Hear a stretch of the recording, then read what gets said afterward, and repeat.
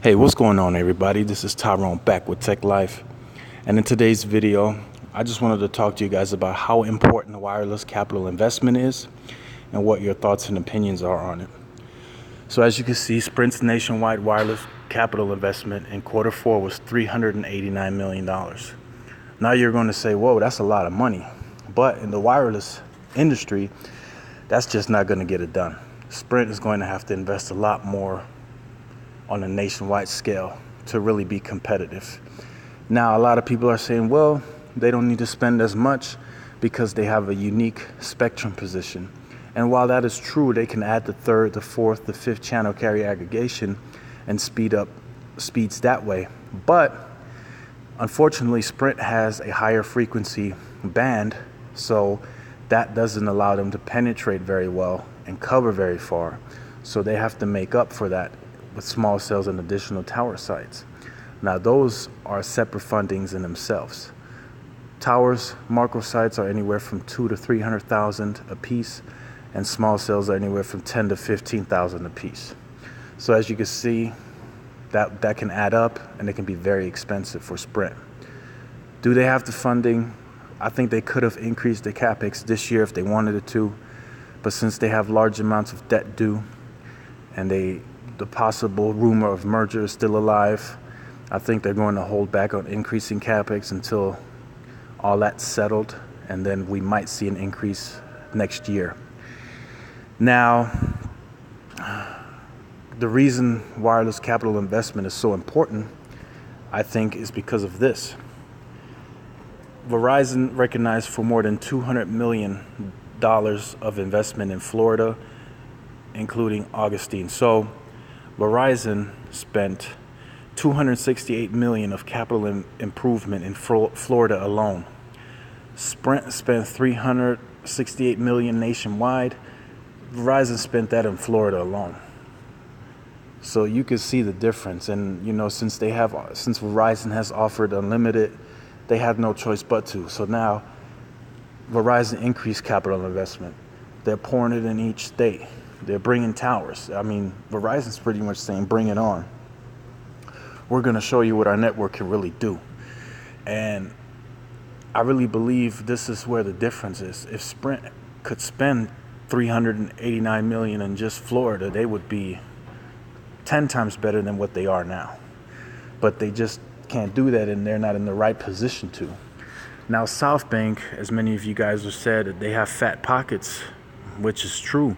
But the banks, since Sprint has so much debt, the banks from SoftBank won't allow them to invest any more money into Sprint. So there are different, scenarios that can play out, but I still think that right now, Sprint's biggest issue is not having proper funding.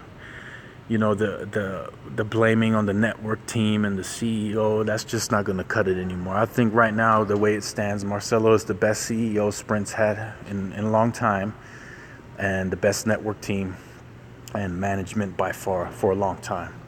I think now it's time to really look at Sprint and break them down, in the capital investment. Because spending $389 million in a quarter in the wireless industry, that's not going to get it done. I'm sorry to say, it's just not going to get it done. Sprint's getting better, don't get me wrong. But if they want to get better at a fast pace, that's not going to happen. Because right now, Sprint is just upgrading in phases. They're saying, in these 6 months, we're going to do these few upgrades. And then in the next 6 months, but eventually by 2020 or 2021, we're going to be better. Which is true, they will be better by that time.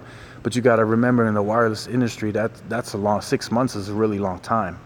And since 5G is now going to be a standard here pretty soon, 5G is also going to be expensive. That technology that Sprint showed, the massive MIMO, I promise you that technology is going to be expensive. It's not going to be cheap to add into the network. And that's an additional project that they have to fund.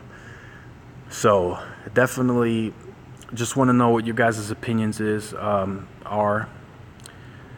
I think Verizon is going to be the top network for some time to come. I don't even think T-Mobile is investing that kind of money in their network. I know they're investing, and the network is really, really good, but I don't think they're investing like 268 million in one state. I don't think they're doing that. So I don't even think AT&T is doing that. So I really think Verizon's getting ready to show what their network is really made of. And they're saying, we're ready for unlimited now, so bring it on. So I definitely just wanted to know your guys' opinions, more like not right now where Sprint is, but where do you think Sprint will be 2 to 3 years from now? Do you think they will have a smooth transition into 5G?